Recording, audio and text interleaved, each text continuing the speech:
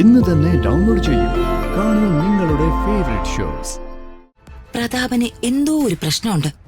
മന്ത്രിസ്ഥാനം തെറിക്കുന്ന തരത്തിലുള്ളൊരു പ്രശ്നം. ശരിയാ, അയാളെ ഞാനും ശ്രദ്ധിക്കുന്നുണ്ടായിരുന്നു. എന്തോ ടെൻഷനുണ്ടോ അയാൾക്ക്? ശ്രദ്ധിച്ചില്ല നീ? വാലിന് തീ പിടിച്ച കൊരങ്ങനെ പോലുള്ള അവന്റെ പോക്ക്. ആ അതെന്താന്ന് അറിയണം. അമ്മ ഇവിടെ വന്ന് ഇവളോടൊപ്പം നിൽക്കട്ടെ. അല്ല, അതെങ്ങനെ ശരിയാവണേ? അതേ ശരിയാവൂ. ഭാര്യ വീട്ടിൽ സംബന്ധക്കാരനായി നടക്കാനൊന്നും എന്നെ കിട്ടില്ല. മോനെ, അത് ഭാര്യ വീടല്ലല്ലോ, നിന്റെയും കൂടെ വീടല്ലേ? പക്ഷെ അവിടെ വാടകയ്ക്ക് താമസിക്കുന്നത് നിങ്ങളല്ലേ? അല്ല, നീ എന്താ ഒരുമാതിരി അന്യരെ പോലെ സംസാരിക്കണേ? നിങ്ങളാരും എന്നെ സ്വന്തക്കാരനായിട്ട് കരുതിയിട്ടൊന്നുമില്ലല്ലോ. ഈ അവസ്ഥയില് ഞാൻ നിന്നോടൊരു തർക്കത്തിനൊന്നും മുതിരണില്ല. നിന്റെ പ്രായമല്ലല്ലോ എന്റെ പ്രായം. എടി മോളെ, നീ രാജുവിനോട് വിളിച്ചു പറഞ്ഞോ? ഇല്ല. ആ, ഞാൻ ഒന്ന് വിളിക്കട്ടെ. അമ്മേ, പ്രിയച്ചി വാ.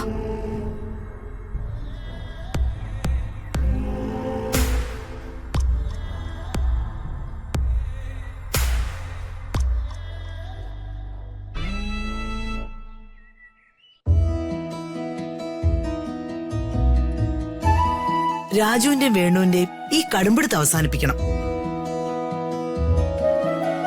എല്ലാ കാലത്തും വാടക വീട്ടിൽ താമസിക്കാൻ പറ്റുമോ? അതിന് ഈ ചർച്ച പോരമേ. വേണുവിട്ടിനും കൂടെ ഇരുത്തി നമുക്ക് സംസാരിക്കണം.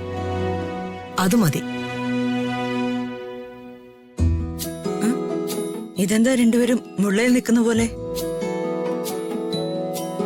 മുള്ളയിലല്ല, കുപ്പിച്ചില് നിൽക്കും പോലെ അല്ലേ? കുപ്പിച്ചില്ലോ കുന്തത്തിലോ നിൽക്കട്ടെ, പക്ഷേ ഇന്ന് പോകാൻ പറ്റില്ല. നാളെ പോയാ മതി. അമ്മമ്മേ, എനിക്ക് ഒത്തിരി അത്യാവശ്യങ്ങളുണ്ട്, പോയേ പറ്റൂ. എന്തത്യാവശ്യം? രാജു, നീയിപ്പൊ നുണ പറഞ്ഞു തുടങ്ങിയല്ലേ? അയ്യോ, ഇവൻ പണ്ട് മുതലേ ഇങ്ങനെ. അച്ഛനും അമ്മയും കാണാതെ ഉറക്കം വരില്ല. അമ്മക്കുഞ്ഞാണെന്ന് എനിക്ക് മനസ്സിലായി. അതുകൊണ്ടാണല്ലോ ഇങ്ങനെ ചിലപ്പോഴൊക്കെ നാണം കുടുങ്ങി നിൽക്കുന്നേ.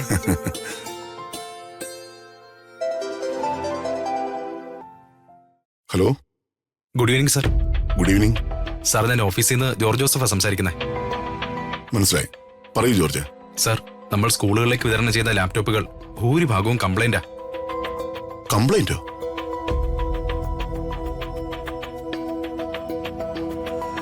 അതെ സർ.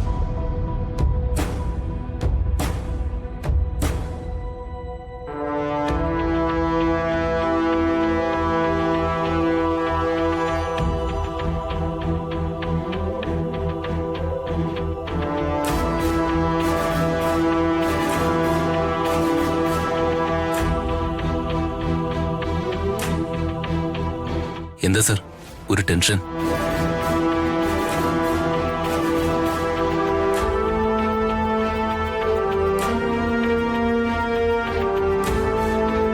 ലാപ്ടോപ്പ് ഡിസ്ട്രിബ്യൂഷന്റെ ഫയലുകളെല്ലാം കൈകാര്യം ചെയ്തത് രാജുവാണ്.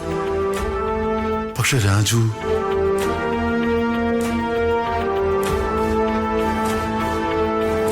ഇന്ന് രാജുവിന്റെ പിറന്നാളാണ്. ഈ ദിവസം ടെൻഷൻ ഉണ്ടാക്കുന്ന കാര്യങ്ങളൊന്നും അവൻ അറിയിക്കേണ്ട. സർ, സാറെന്താ ഒന്നും മിണ്ടാത്തെ? ഒന്നുമില്ല രാജു.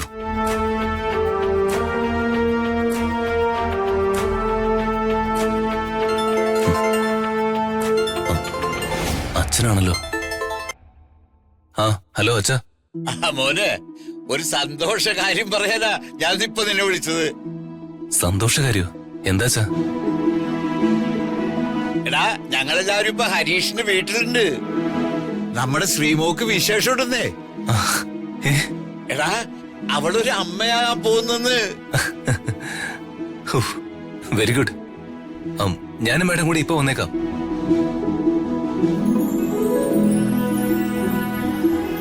ശരിടാ.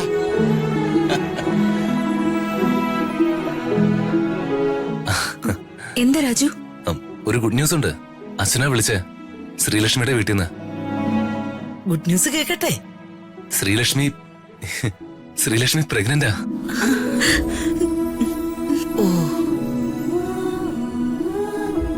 എന്നാ ഞങ്ങൾ അങ്ങോട്ടൊന്ന് പോട്ടെ അമ്മേ. പിന്നെന്താ, വേഗം ചെല്ലേ. ആ പോകുമ്പോ കുറച്ച് സ്വീറ്റ്സ് കൂടി വാങ്ങിച്ചിട്ട് പോണേ രാജു. ശരി മാഡം. സർ, ഞങ്ങൾ അങ്ങോട്ട് ചെല്ലട്ടെ. ആ ശരി രാജു. ആ മാഡം. പോയിട്ട് വാ. എന്താ ഏട്ടാ, ഏട്ടനെന്തോ ഒരു ടെൻഷൻ ഉള്ളതുപോലെ. നത്തിങ്.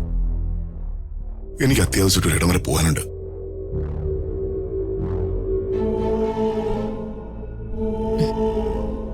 ദീപകേ, നീ വന്നേ.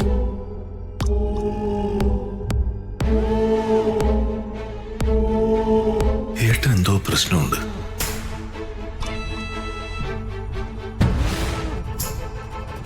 എടാ ദീപകേ, പ്രതാപന് എന്തോ ഒരു പ്രശ്നമുണ്ട്. മന്ത്രിസ്ഥാനം തെറിക്കുന്ന തരത്തിലുള്ളൊരു പ്രശ്നം. ശരിയാ, അയാളെ ഞാനും ശ്രദ്ധിക്കുന്നുണ്ടായിരുന്നു. ആ, എന്തോ ടെൻഷനുണ്ട് അയാൾക്ക്. ശ്രദ്ധിച്ചില്ലേ നീ? വാലിന് തീ പിടിച്ച കുരങ്ങനെ പോലുള്ള അവന്റെ പോക്ക്. ആ ആ, അതെന്താന്ന് അറിയണം. നീയേ വേഗം അവനെ ഫോളോ ചെയ്. ചെല്ലേ, ശരി അമ്മേ. ചെല്ലടാ.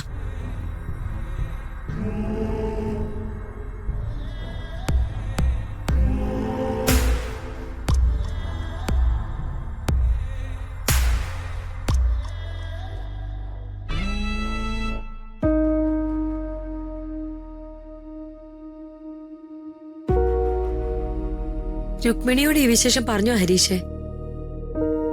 ഞാൻ ഓട്ടോയിൽ അമ്മയും കൊണ്ട് വീട്ടിലേക്ക് വരുന്ന വഴിയാ ലത ചേച്ചി വിളിച്ച് എന്നോട് വിവരം പറഞ്ഞത്. അപ്പൊ തന്നെ ഞാൻ അമ്മയോട് പറഞ്ഞു. അമ്മ വരികയൊന്നുമില്ല. ഒന്നാമത് എതിർപ്പ്.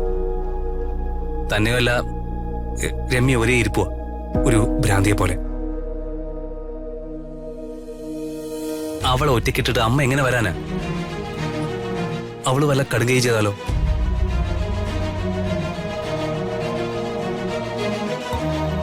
രാജുവായിട്ട് രമ്യയുടെ കല്യാണം നടത്താത്തതിനെ ചൊല്ലി ഞാനും വേണുവേട്ടൻ തമ്മിൽ വഴക്കാണെന്നാ ഇവരുടെയൊക്കെ വിചാരം. ഇവരിനെ ഒളിഞ്ഞു തെളിഞ്ഞുമൊക്കെ വേണുവേട്ടനെയും രാജുവിനെയും ഋതുമോളെയൊക്കെ ആക്രമിക്കും. ഇതൊക്കെ എങ്ങനെ കേട്ടോണ്ടിരിക്കും ഞാൻ?